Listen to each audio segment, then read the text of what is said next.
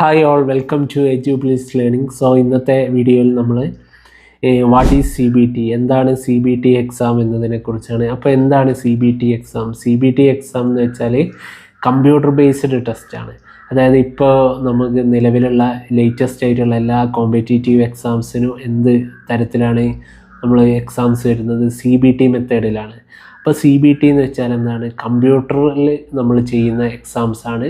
നമ്മൾ പൊതുവേ നമ്മൾ സ്കൂളുകളിലും മറ്റും എക്സാംസ് ഇതിൽ യൂണിവേഴ്സിറ്റി തലത്തിലൊക്കെ എങ്ങനെയാണ്? നമ്മൾ പെൻ ആൻഡ് പേപ്പർ മെത്തേഡിലാണല്ലോ. എങ്ങനെയാണ്? അല്ലെങ്കിൽ നമ്മൾ PSC എക്സാംസൊക്കെ എങ്ങനെയാണ്? OMR രീതിയിലാണല്ലോ. എന്നാൽ അതിൽ നിന്നൊക്കെ തീർത്തും വ്യത്യസ്തമായിട്ടാണ് എന്ത് C B T exam. For example, ഈ അടുത്ത് നടക്കാൻ പോകുന്ന നമ്മുടെ CUCET, അതുപോലെ NCET, UGC നെറ്റ് എന്ന് തുടങ്ങിയിട്ടുള്ള എക്സാംസൊക്കെ ഏത് രീതിയിലാണ്? CBT രീതിയിലാണ്. അതായത് നമുക്ക് എക്സാംസ് നമ്മൾ മാർക്ക് ചെയ്യുക ഒരു കമ്പ്യൂട്ടറിലായിരിക്കും. ഈ CBT എക്സാമിൻ്റെ ഏറ്റവും വലിയൊരു അഡ്വാൻറ്റേജ് എന്താ? നമുക്കിപ്പോൾ OMR പേപ്പറിൽ ഒരു കാര്യം നമ്മൾ ആൻസർ ചെയ്താൽ നമുക്കത് റിമൂവ് ചെയ്യാൻ പറ്റില്ലല്ലോ. പക്ഷേ മിക്കവാറും എല്ലാ CBT എക്സാംസിലും നമുക്ക് ആൻസർ ചേഞ്ച് ചെയ്യാനുള്ള ഓപ്ഷൻ ഉണ്ട്. സോ ഇന്നത്തെ വീഡിയോയിൽ നമുക്ക് കമ്പ്യൂട്ടർ സ്ക്രീൻ റെക്കോർഡിങ്ങിലേക്ക് പോവാം. എങ്ങനെയാണ് CBT എക്സാം ചെയ്യുന്നത് എന്നുള്ളത് ഡീറ്റെയിൽ. സോ നമുക്ക് എങ്ങനെയാണ് NTA computer based exam attempt ചെയ്യുക എന്നുള്ളതിൻ്റെ ഒരു എക്സാമ്പിൾ നോക്കാം. സോ ഞാനിവിടെ UGC നെറ്റാണ് തിരഞ്ഞെടുത്തിട്ടുള്ളത്. ഇത് അവൈലബിൾ ആയിട്ടുള്ള വെബ്സൈറ്റാണ്. nta.ac.in/quiz എന്നുള്ള വെബ്സൈറ്റിൽ നമുക്ക് എന്ത് ആക്സസ് ചെയ്യാം? NTA വിവിധ തരങ്ങളായിട്ടുള്ള എക്സാംസിൻ്റെ മോക്ക് ടെസ്റ്റ് നമുക്ക് ആക്സസ് ചെയ്യാം. അപ്പോൾ ഞാൻ ഇവിടെ എടുത്തിട്ടുള്ള UGC നെറ്റാണ്. ഇതുപോലെ തന്നെ സെയിം റൂൾസ് തന്നെയാണ് NCET എക്സാമിനും അതുപോലെ CUCET എക്സാമിനും അതുപോലെ NTA നടത്തുന്ന എല്ലാ കമ്പ്യൂട്ടർ ബേസ്ഡ് എക്സാമിനും സെയിം രീതിയിലാണ്. അപ്പോൾ ഇതുപോലുള്ളൊരു വിൻഡോ ഉണ്ടാവും. അവിടെ സ്റ്റാർട്ട് ടെസ്റ്റ് എന്നുള്ള ഓപ്ഷന് എക്സാമിനുണ്ടാവും. എക്സാമിനാകുമ്പോൾ ഒറിജിനൽ എക്സാമിനാകുമ്പോൾ സ്റ്റാർട്ട് എക്സാം എന്നുണ്ടാവും കമ്പ്യൂട്ടറിൽ. അത് ക്ലിക്ക് ചെയ്താൽ ഇവിടെ നമ്മളെ യൂസർ നെയിം ആൻഡ് പാസ്വേഡ്, അതായത് നമ്മളെ രജിസ്റ്റർ നമ്പറും ഒരു ID ഉണ്ടാവും, നമ്മളെ പേര്, ഫോട്ടോ, കാര്യങ്ങളൊക്കെ ഉണ്ടാവും. അതിനുശേഷം ക്ലിക്ക് ഓൺ ലോഗിനിൽ ക്ലിക്ക് ചെയ്താൽ ഇതാണ് പ്രധാനപ്പെട്ടത്. നമുക്ക് കുറച്ച് റൂൾസ് ഇവിടെ ഉണ്ടാവും. അതായത് വൈറ്റ് ലെറ്ററിലാണെങ്കിൽ എന്താണ്? You have not visited this question yet.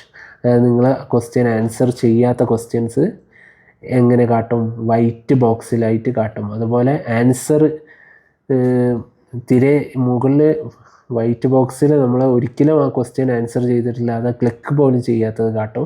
എന്നാൽ ആ രണ്ടാമത്തതിൽ നമ്മൾ ആൻസർ ചെയ്യാതെ ലീവ് ഔട്ട് ചെയ്തിട്ടുള്ള ക്വസ്റ്റ്യൻസ് റെഡ് ഇങ്കിൽ കാട്ടും. അതുപോലെ പച്ച, അതായത് ഗ്രീൻ ഇങ്കിൽ എന്താണ് കാട്ടുക? നമ്മൾ ആൻസർ ചെയ്ത ക്വസ്റ്റ്യൻസ് അതിൽ കാട്ടും.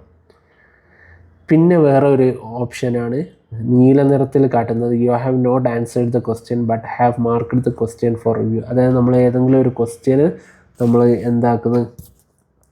നമ്മൾ ആൻസർ ചെയ്തിട്ടുണ്ട്, പക്ഷേ അത് നമുക്ക് ആ ഉത്തരത്തിൽ എന്തെങ്കിലും ഡൗട്ട് കാര്യങ്ങളും ഉണ്ടെങ്കിൽ നമുക്ക് അത് എങ്ങനെ ചെയ്യാം?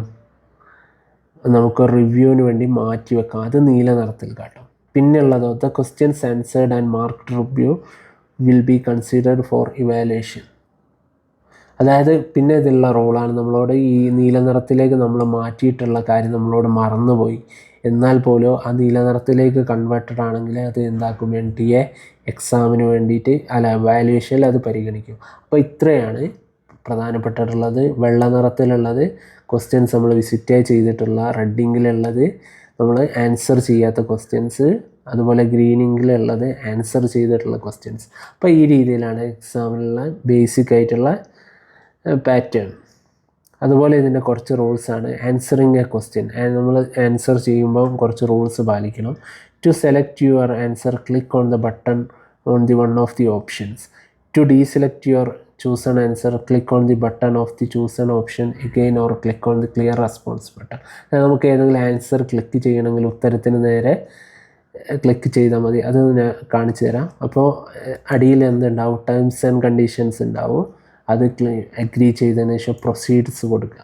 അപ്പോൾ നമ്മൾ ആ ക്വസ്റ്റ്യൻ പേപ്പറിലേക്ക് എത്തിയിട്ടുണ്ട്. അപ്പോൾ ക്വസ്റ്റ്യൻ നമ്പർ 1. അപ്പോൾ ക്വസ്റ്റ്യൻ നമ്പർ 1 ഇതാണ്. ഇതിൽ നമുക്ക് ഏതാണ് ഉത്തരം എന്ന് തോന്നുന്നത് ക്വസ്റ്റ്യൻ വായിച്ച് നോക്കിയതിന് ശേഷം 2 ആണ് നമുക്ക് ഉത്തരം എന്ന് തോന്നുന്നെങ്കിൽ നമുക്ക് എന്ത് ചെയ്യാം? സേവ് ആൻഡ് നെക്സ്റ്റ് കൊടുക്കുക.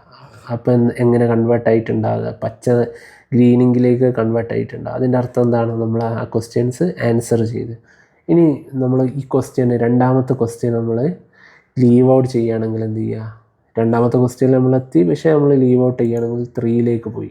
അപ്പോൾ എന്തായി? 2 റെഡിങ്ങിലേക്ക് വന്ന്. അതിൻ്റെ അർത്ഥം എന്താ? നമ്മൾ ആ ക്വസ്റ്റ്യന് ലീവ് ഔട്ട് ചെയ്ത് സ്കിപ്പ് ചെയ്ത് പോയി. അതുപോലെ തന്നെ നമുക്ക് ഈ ക്വസ്റ്റ്യൻസ് നമ്മൾ ആൻസർ ചെയ്തിട്ടുണ്ട്. നമ്പർ 1 ഞാൻ ആൻസർ കൊടുത്ത് അതിൻ്റെ കൂടെ തന്നെ എന്ത് കൊടുത്ത്? Save and mark for review. അതായത് ആ ഉത്തരം അത് തന്നെയാണോ എന്നുള്ള എനിക്കൊരു ഡൗട്ടുണ്ട്, വീണ്ടും അത് റിവ്യൂ ചെയ്യാൻ വേണ്ടി save and mark for review കൊടുത്ത്.